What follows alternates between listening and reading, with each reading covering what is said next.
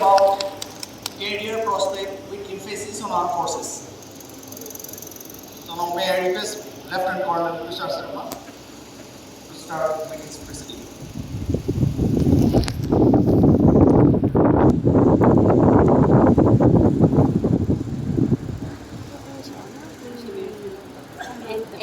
NDA berapa soal National Defense Tushar Sharma disciplines na Sharma berapa na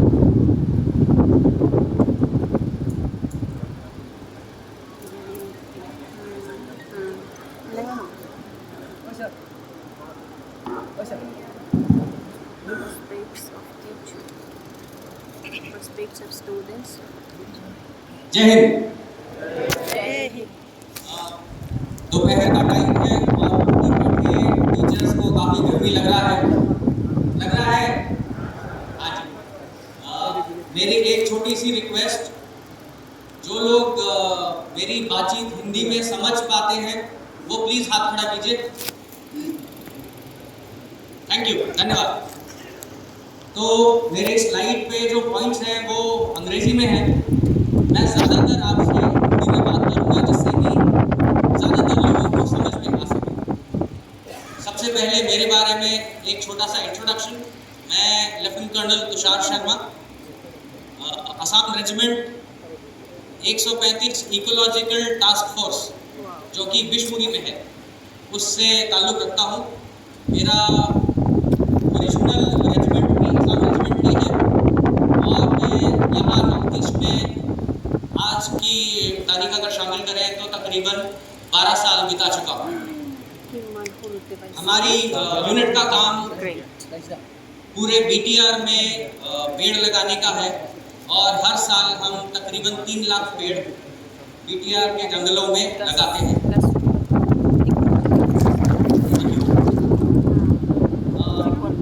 presentation में आगे बढ़ते हुए मेरा आज का प्रेजेंटेशन का टॉपिक बच्चों के कैरियर प्रोस्पेक्ट्स और स्पेसिफिक लास्ट में जिसको मैं कवर करूंगा कैरियर प्रोस्पेक्ट्स आर्म्ड फोर्सेस में, आर्मी, नेवी, एयर फोर्स में, उसके बारे में डिस्कस करने का। कैरियर प्रोस्पेक्ट्स कंसिडर करने से पहले, सोचने से पहले सबसे ज़रूरी चीज़ है आपका यानी कि टीचर्स का बच्चों के डेवलपमेंट में रोल समझना। आप ही हैं जो मुझ जैसे लोगों को और आपको आपके टीचर्स ने जब हम स्कूल में थे तब गाइडेंस दिया है, हमें सिखाया है कि क्या चीज़ सही है और क्या गलत है, क्या पढ़ना है क्या नहीं पढ़ना। तो सबसे ज़रूरी, सबसे बड़ा काम गाइड करने का। दूसरा काम मेंटोर।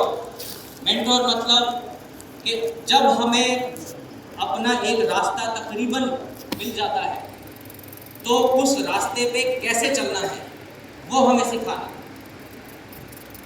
और तीसरा काम स्किल आइडेंटिफाई। मेरे टीचर्स मुझे ठीक तरह से बताते गए कि बेटा तुम्हारा मैथ्स कमज़ोर है, तुम्हारा साइंस कमज़ोर है, तुम उसमें मत जाओ, तुम कॉमर्स पढ़ो या आर्ट्स पढ़ो। तो मेरे टीचर्स ने आपके जैसे ही थे जिन्होंने मुझे बताया कि भाई आप काबिल नहीं हो साइंस के, आप साइंटिस्ट नहीं बन सकते, आप इंजीनियर नहीं बन सकते। तो इसलिए उन्होंने मुझे ठीक तरह से मेरे स्किल्स को आइडेंटिफाई करके मुझे बताया कि बेटा आप इधर जाओ, इधर मत जाओ। ये मेरे ख्याल से आपका एज टीचर सबसे ज़रूरी रोल है। आपने बच्चों के स्किल को समझना है, उसकी क्या कमियां हैं, क्या उसके एडवांटेजेस हैं, बच्चा किस चीज़ में स्ट्रॉन्ग है और किस चीज़ में कमज़ोर है, वो चीज़ आइडेंटिफाई करनी है और फिर बच्चे को उसी हिसाब से आपने गाइड करना है। इसके बारे में और बाकी डिटेल में पीछे मिस्टर बरुआ साहब बैठे हैं जो कि आगे की प्रेजेंटेशन लेंगे और जो आपके साथ टच में भी रहेंगे आगे की बच्चों के डेटाबेसेस डेवलप करने के बारे में। उस हिसाब से फिर आप चलिए, मेरा ये रिकमेंडेशन रहेगा। नेक्स्ट हमारे काफ़ी सारे बच्चे 10th से पहले या फिर 10th के ठीक बाद पढ़ाई करना छोड़ देते हैं। उसकी पहली वजह ये है कि बच्चों को वो काबिलियत अपने में नहीं नज़र आती कि वो आगे और पढ़ाई कर सकें। दूसरा, इकोनॉमिक कैपेबिलिटी उनके पेरेंट्स की इतनी ज़्यादा नहीं होती कि वो बच्चों को और पढ़ा सकें। फिर बच्चा उस उम्र में भी पहुंच जाता है कि वो फैमिली को सपोर्ट करना शुरू करता है। तो पढ़ाई करने के बजाय बच्चा किसी नौकरी करने में या कोई स्पेसिफिक स्किल ट्रेनिंग लेने में ज़्यादा इंटरेस्टेड हो जाता है। ITIs और पॉलिटेक्निक्स में जहाँ तक मेरा ज्ञान है और मेरा ज्ञान, मैं इस मामले में अपने आप को काफ़ी लकी समझता हूँ। मेरे पिताजी नई दिल्ली में ITI में इंस्ट्रक्टर थे और मेरी मामी वो कैरियर काउंसलर थी दिल्ली के स्कूल्स में, सरकारी स्कूल्स की कैरियर काउंसलर। तो इनसे जितनी भी मुझे चीज़ें मालूम चल सकी, जितना भी डेटा मुझे मिल सका, उसके बेसिस पे ITIs में और पॉलिटेक्निक्स से ज़्यादा कोर्सेज हैं जो कि हम बच्चों को skill training, specific skill training के लिए भेज सकते हैं। पर उस चीज़ को करने के लिए आपको आइडेंटिफाई करना पड़ेगा बच्चे की काबिलियत और बच्चे की लिमिटेशंस। ये जितने भी ITI और पॉलिटेक्निक्स हैं, ये तकरीबन ज़्यादातर डिस्ट्रिक्ट्स में और ज़्यादातर स्टेट कैपिटल्स में हैं। कहाँ पर किस हिसाब की ट्रेनिंग होती है, उन चीज़ों के डिटेल, क्योंकि क्लास 11 और क्लास 12 में बच्चे का स्ट्रीम चॉइस हो जाता है, साइंस, आर्ट्स, कॉमर्स। उसने कंप्यूटर्स पढ़ना है या नहीं पढ़ना, वो बायोलॉजी लेना चाहता है या नहीं लेना चाहता, क्योंकि उसका स्ट्रीम डिसाइड हो जाता है। तो क्लास 12 के बाद वो किस तरह के कॉलेज में जाना चाहता है, किस तरह के इंस्टीट्यूट में जाना चाहता है, या फिर आगे अपना ही कोई स्पेशलाइजेशन करना चाहता है। जैसे कि मेरा एक स्कूल का बैचमेट था जिसने ये बच्चे ने कौन सी स्ट्रीम ली है और अगेन उसके कौन से स्किल्स आप लोगों ने आइडेंटिफाई करके उसको ठीक जगह गाइड किया, उसके हिसाब से बच्चे का 12th के बाद का करियर आगे बढ़े। डिप्लोमा कोर्सेज, सर्टिफिकेट कोर्सेज और डिग्री कोर्सेज, इन सब के बारे में आपको पता है। 100 कोर्सेज अवेलेबल हैं हिंदुस्तान में। आज की डेट में हज़ारों प्राइवेट और गवर्नमेंट कॉलेजेस हैं जिनके पास बहुत बड़ी वैरायटी है कोर्सेज। प्लस अभी जो गवर्नमेंट की नई एजुकेशन पॉलिसी आ गई है, उसमें काफ़ी सारे रेस्ट्रिक्शंस हट गए कि आप स्कूल के बाद बच्चों को कौन सा कोर्स करवा सकते हैं। तो काफ़ी ऐसे टेक्निकल कोर्सेज भी हैं जो कि एक आर्ट्स या कॉमर्स स्टूडेंट भी कर सकता है। उन सब की नॉलेज भी आपको आराम से आपके जो कैरियर गाइडेंस काउंसलर्स हैं उनसे बहुत आसानी से CIT एंट्रेंस और अगेन स्किल्स आइडेंटिफाई करके बच्चों को उसी तरह पॉइंट करना। आपने सिर्फ ऐसे दिखाने के बेटा ये करो, ये आपके लिए अच्छा। इसके अलावा जो आखिरी पॉइंट है, आप देखेंगे सेल्फ एम्प्लॉयमेंट। बच्चा काबिल है, कॉन्फिडेंट है, उसमें अभी के समय से आगे सोचने की काबिलियत है, रिस्पॉन्सिबल है और मैनेजमेंट की कैपेबिलिटी और रिस्क लेने की काबिलियत दोनों अगर हैं तो आप बच्चे को सेल्फ एम्प्लॉयमेंट की तरफ गाइड कर सकते हैं। सेल्फ एम्प्लॉयमेंट मतलब मैंने यहाँ से जाकर स्कूल से बाहर निकल के अपना कोई एक सेटअप लगा दिया। फोटो में आप देखेंगे एक बच्ची है, वो एक कस्टमर का हेयर सर्विसिंग, उसका हेयर कटिंग वगैरह का शॉप लगाकर खड़ी। That is self employment and this is just one very small example of self employment. ऐसे बहुत सारे तरीके हैं जिसमें कि बच्चे खुद के लिए अपने दम पे पैसे कमा सकते हैं, किसी की नौकरी करने की जरूरत है। अगेन अगर आपको टेक्निकली काफी साउंड है, मान लीजिए कि अगर उसका इलेक्ट्रॉनिक्स में इंटरेस्ट है तो आप उसको एक छोटा खुलवाने के लिए बता दीजिए इस तरह से आपने पेरेंट्स को भी और बच्चों को भी गाइड करना, जिससे कि उनकी काबिलियत को बिल्कुल सही तरीके से इस अपनी सोसाइटी को डेवलप करना।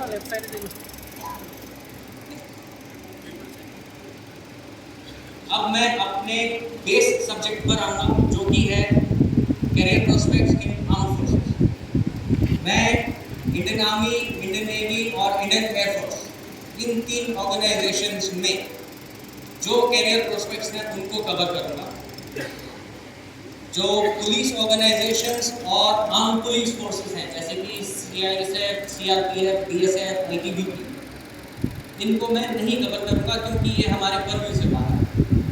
मैं आर्म फोर्सेस का हूँ, तो मैं आर्म फोर्सेस वाले कैरियर प्रोस्पेक्ट्स को आपको बिल्कुल ब्रीफ, और मैं समझता हूँ कि दोपहर भी हो गई है, ऊपर गर्मी भी है और शायद धूप भी लग रही हो, तो जल्दी से जल्दी अगली 4-5 स्लाइड्स में मैं आर्म फोर्सेस को कवर करूँगा। जैसा कि आप देख सकते हैं, 2 तरह की एंट्री है, एक ऑफिसर एंट्री और दूसरी एंट्री एज अदर एक्ट्स, यानी कि जवानों के तौर पर एंट्री। और आर्मी, नेवी, एयरफोर्स, तीनों फोर्सेस में इन दोनों तरह की एंट्री लागू है। नेक्स्ट, अगर ऑफिसर्स का लें तो ऑफिसर्स की कमीशनिंग होती है। हमें प्रेसिडेंट का कमीशन मिलता है, प्रेसिडेंट का हुक्म आता है कि तुषार शर्मा आज से इंडियन आर्मी में नौकरी करेगा। इसको हम प्रेसिडेंट्स कमीशन बोलते हैं। तो प्रेसिडेंट कमीशन ऑफिसर्स के लिए 2 तरह की एंट्रीज हैं, 2 तरह के कमीशंस हैं। एक है परमानेंट कमीशन, जिसमें कि ट्रेनिंग होती है, और फिर परमानेंट कमीशन ऑफिसर कम से कम 20 साल की नौकरी करने के लिए एब्जॉर्ब हो जाते हैं, और फिर उसके बाद उनको पेंशन लागू हो जाती है। दूसरे तरह की कमीशन है short service commission. Short service commission में ऑफिसर 10 साल तक पहली नौकरी करता है, उसके बाद उसे एक्सटेंशन मिलती है और 4 साल 4 साल के बाद उसके पास चॉइस है, अगर वो छोड़ना चाहता है तो वो छोड़ सकता है, अगर वो अप्लाई करता है और अगर उसकी काबिलियत अच्छी मानी जाती है तो उसको आर्मी में कंटिन्यू करने दिया जाता है। Next please. अभी मैं आपको परमानेंट कमीशन और कौन कौन से ऑर्गेनाइजेशंस या कौन कौन से इंस्टीट्यूशंस में परमानेंट कमीशन ऑफिसर के लिए ट्रेनिंग होती है उसके बारे में बताऊं।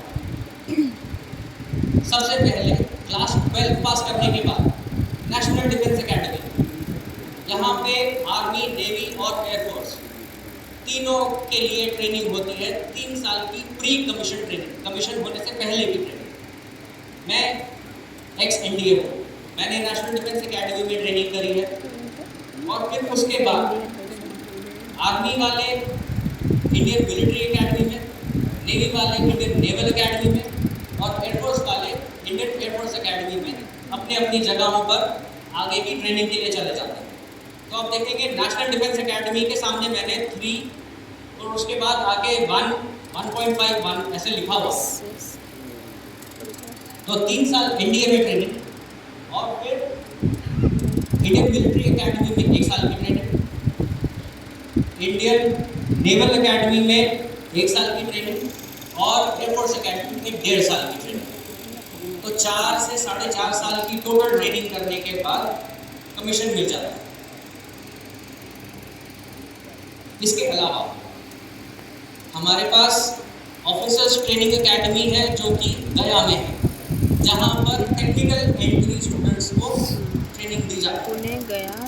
टेक्निकल एंट्री स्टूडेंट्स यानी कि जो ग्रेजुएट हैं और फिर आर्मी में या नेवी में या एयरफोर्स में आना चाहते हैं, वो टेक्निकल एंट्री स्टूडेंट्स हैं। तो आर्मी में टेक्निकल एंट्री स्टूडेंट्स की ट्रेनिंग डायरेक्ट एंट्री में OTA गया, ऑफिसर्स ट्रेनिंग एकेडमी गया में करी जाती है। इसके अलावा एयरफोर्स एकेडमी, दुंडिगल और नेवल एकेडमी एजिमाड़ा कन्नूर के पास केरला में, यहाँ पर एयरफोर्स और नेवी की डायरेक्ट एंट्री की भी ट्रेनिंग होती है। Next please.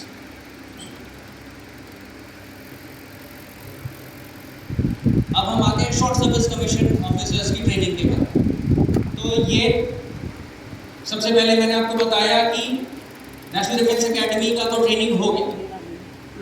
Indian military academy Dehradun में जो एनसीसी ऑफिसर्स हैं, जो टेरिटोरियल आर्मी के ऑफिसर्स हैं, इनकी इनिशियल ट्रेनिंग ये इंडियन मिलिट्री एकेडमी में होती है।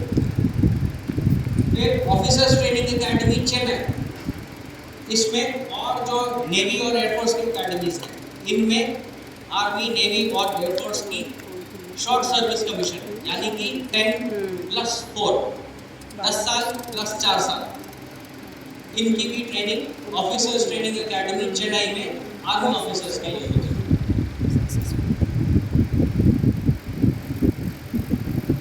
नंबर 6 पॉइंट में आप देखेंगे आर्म फोर्सेस मेडिकल कॉलेज, यानी कि क्लास 12 बायोलॉजी के स्टूडेंट्स जिन्होंने बायोलॉजी क्लास 12 में पढ़ा है, साइंस स्ट्रीम में लेकर, उन लोगों को डॉक्टरेट के लिए हम arm forces medical college Poona में ट्रेनिंग देते हैं। तो वहाँ पर उनकी डॉक्टरेट की भी ट्रेनिंग होती है और उनकी मिलिट्री ट्रेनिंग भी होती है।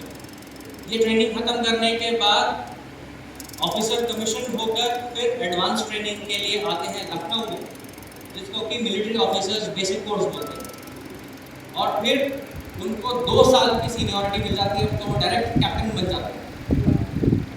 तो जितने भी आपके स्टूडेंट्स हैं जिनको बायोलॉजी मेडिकल फील्ड में इंटरेस्ट है, उनके लिए आर्म फोर्सेस मेडिकल कॉलेज एक बहुत अच्छा ऑप्शन है।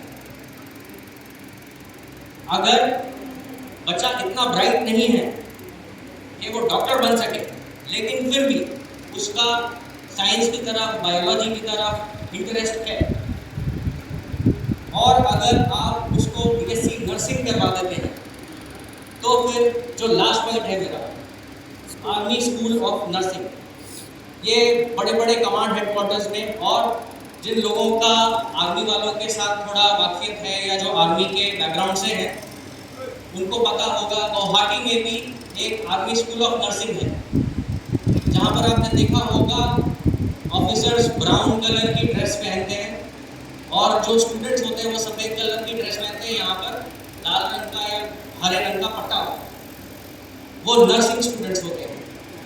और आर्मी स्कूल ऑफ नर्सिंग से ग्रेजुएट होने के बाद फिर उनको as commission officer military nursing service में दाखिल किया जाता है।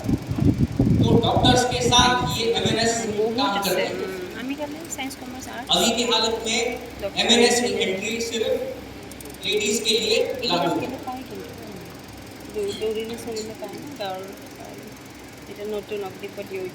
लास्ट पॉइंट, जवानों की भर्ती, ऑफिसर्स की भर्ती के लिए मैंने आपको जनरली बता दिया है। लास्ट पॉइंट है अपना जवानों की भर्ती। जवानों की भर्ती के लिए हमारी सरकार ने एक बहुत अच्छी स्कीम शुरू करी है, जिसको कि अग्निपथ योजना बोला जाता है, और इसमें जो लोग भर्ती होंगे, जो बच्चे भर्ती होंगे, उनको अग्निवीर कहा जाएगा।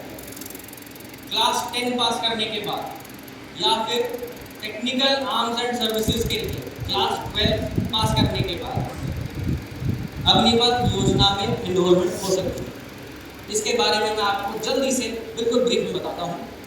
मान लीजिए मैं अग्निपथ के थ्रू अग्निवीर बन जाता हूँ। मेरा पहला जो इंगेजमेंट होगा आर्मी के साथ, इनरोलमेंट कहा जाता है जिसे, वो होगा 4 साल के लिए। 4 साल के बाद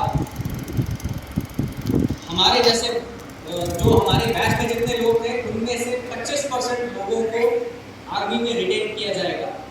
बाकी के 75% जो जवान हैं, उनको central arm paramilitary forces CAPF जैसे कि BSF, CRPF, ITBP etcetera, public sector undertakings और प्राइवेट कंपनीज, इनमें जाने के लिए प्रायोरिटी दिया जाएगा। तो 75% बच्चे प्रॉपर आर्मी ट्रेनिंग डिसिप्लिन लेकर और फिर अपना नौकरी छोड़ रहे हैं 4 साल के बाद, और दूसरी नौकरी के लिए तैयार है। इसका सबसे बड़ा एडवांटेज, बच्चा डिसिप्लिन होकर 4 साल के बाद आर्मी से वापस आएगा। उसका बात करने का तरीका, उसका कॉन्फिडेंस और उसकी नॉलेज बहुत बढ़ चुकी होगी। शायद से उसने कोई खराब समय भी देख लिया होगा, गोलियां भी चला ली होंगी, मिलिटेंट्स के साथ फाइट भी कर ली होगी, तो उसकी काबिलियत बढ़ सकती है और वो सोसाइटी को बेनिफिट कर सकेगा, डायनामिक हो जाएगा बच्चा, उसका टीम स्पिरिट बढ़ जाएगा और उसके वर्क स्किल्स बढ़ जाएंगे। आर्मी में हर काम एक टीम के मुताबिक होता है, ये आप सब लोगों को मालूम है। अकेला आदमी कोई काम नहीं कर सकता है आर्मी में, हमेशा टीम चलती है। तो वो टीम स्पिरिट जो कि सोसाइटी के लिए भी, प्राइवेट कंपनीज के लिए भी, गवर्नमेंट कंपनीज के लिए भी, सब जगहों के लिए टीम स्पिरिट जरूरी है, वो इंसान में आ जाएगा। और आखिरी पॉइंट उसका स्किल। जब आर्मी में जाएगा, हम लोग हर किसी को हर एक काम के लिए नहीं लगाते हैं। जैसे मैंने आप लोगों से रिक्वेस्ट किया था कि उसका स्किल आइडेंटिफाई करना है, ऐसे ही हम लोग भी हमारे जवानों का स्किल आइडेंटिफाई बनाने के लिए हम इस्तेमाल करते हैं।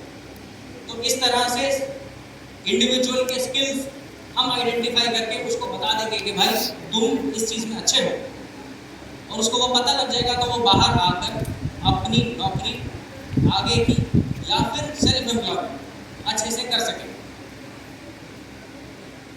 आखिरी पॉइंट जो कि आज की डेट में बहुत ज़रूरी है, गुड फाइनेंशियल पैकेज।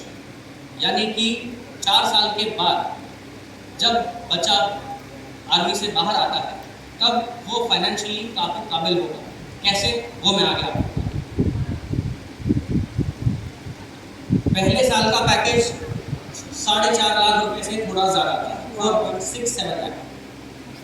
जब तक वो 4 साल की नौकरी कर लेगा तब तक सैलरी में इंक्रीमेंट और डीए बढ़ने के बाद उसका चौथे साल का पैकेज तकरीबन 7 लाख रुपए का हो जाएगा।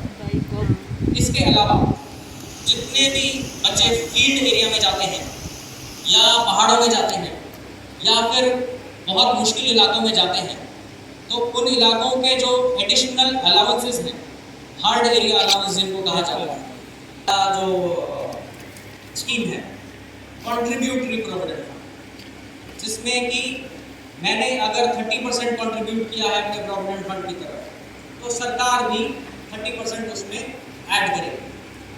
ये दोनों कंट्रीब्यूशन मिलाकर प्रोविडेंट फंड में ही तकरीबन 11 लाख रुपए जमा हो जाते हैं। आपने सुना भी होगा, एडवर्टाइजमेंट में भी देखा होगा, डिस्कशन में भी देखा होगा कि जवान जब 4 साल नौकरी करने के बाद बाहर आएगा तो उसके पास तकरीबन 12 लाख रुपए होंगे। उन 12 लाख रुपयों से वो अपना सेटअप कर सकता है, आगे की ट्रेनिंग कर सकता है और बहुत काम कर सकता है। तो ये 12 लाख एट ए टाइम जब जवान फौज से छोड़कर बाहर आता है उस टाइम उसके पास अवेलेबल होगा, तो वो पैसे होने का कॉन्फिडेंस अपना अलग होगा। नेक्स्ट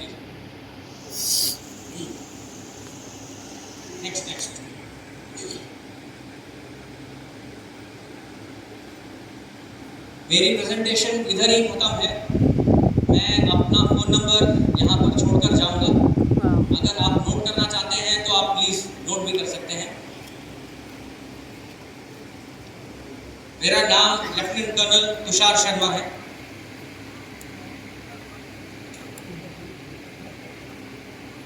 और मेरा मोबाइल नंबर 8453630481। मैं फिर से कहता हूँ 8453630481। अगर आपको आर्मी की एंट्रीज या उसके रिगार्डिंग कोई भी क्वेरी हो, कोई भी सवाल हो, या आपके किसी स्टूडेंट को इसके बारे में कोई भी क्वेरी हो, तो आप प्लीज़ मेरा नंबर इस्तेमाल करें, मुझे कॉल करें। इंडियन आर्मी का मोटो है 24/7 अवेलेबल। हम 24 घंटे अवेलेबल हैं। कोई भी क्वेरी होने से आप प्लीज़ मुझे कॉल कीजिए। थैंक यू आपका समय देने के लिए।